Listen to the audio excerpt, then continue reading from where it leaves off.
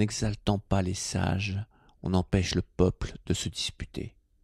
En ne prisant pas les biens d'une acquisition difficile, on empêche le peuple de se livrer au vol. En ne regardant point des objets propres à exciter des désirs, on empêche que le cœur du peuple ne se trouble. C'est pourquoi, lorsque le saint homme gouverne, il vide son cœur, il remplit son ventre, son intérieur, il affaiblit sa volonté et il fortifie ses os. Il s'étudie constamment à rendre le peuple ignorant et exempt de désir.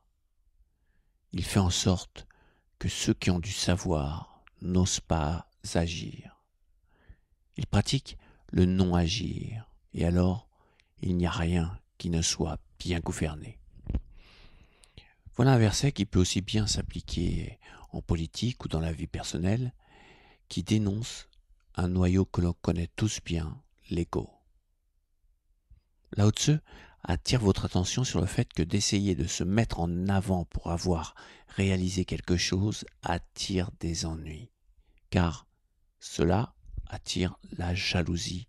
Selon sa formule, on empêche que le cœur du peuple ne se trouble. Une image peut refléter ça avec le patron qui arrive à l'usine avec une Ferrari et vous avez les ouvriers qui le regardent, ce qui augmente leur nervosité. C'est pour cette raison que ce verset insiste sur le sage. On pourrait dire, dans notre société, un bon chef ou celui qui gouverne ne doit pas attirer la convoitise, car il court à la catastrophe. Imaginez si vous gagnez au loto demain plusieurs millions d'euros. Si vous commencez à étaler votre richesse dans votre quartier, vous allez vous apercevoir ce que dit Lao Tzu. Au verset 2, il parle du non-agir. Il insiste sur le fait que le sage, ou l'homme de pouvoir, ou celui qui conseille, ne doit pas se mettre en avant pour étaler son savoir et satisfaire ainsi son ego. Même si vous êtes bon dans un domaine, ne jamais affirmer « voilà ce que je sais faire, vous avez vu ?» Sous-entendu, je suis le meilleur, je sais le faire et pas vous. Dans notre monde, c'est pas simple. Vous avez réussi quelque chose de spécial, pas la peine de le crier sur les toits, ou bien dans le sens de diminuer l'importance que vous vous attribuez, en insistant que n'importe qui peut le faire à votre place, avec de l'entraînement. Redonnez toujours du pouvoir à l'autre pour qu'il regagne de la confiance.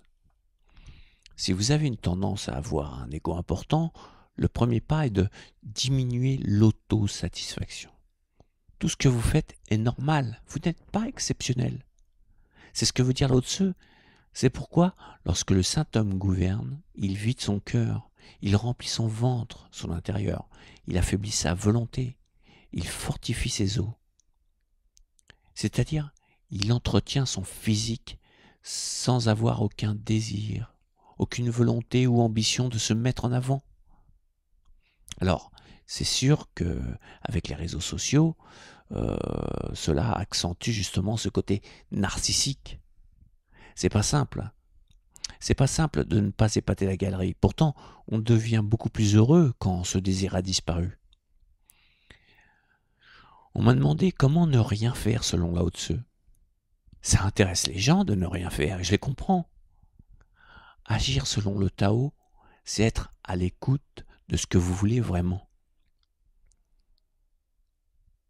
Avant de passer à un acte de faire, arrêtez-vous. Ne faites rien et ressentez. Est-ce que vraiment c'est raisonnable? Devez-vous vraiment agir? Ou bien cela vient-il de vos désirs égotiques? Le but est de devenir autonome, de n'avoir besoin de personne pour prendre une décision, car vous ressentez le Tao qui est partout et toujours avec vous. À bientôt, au revoir.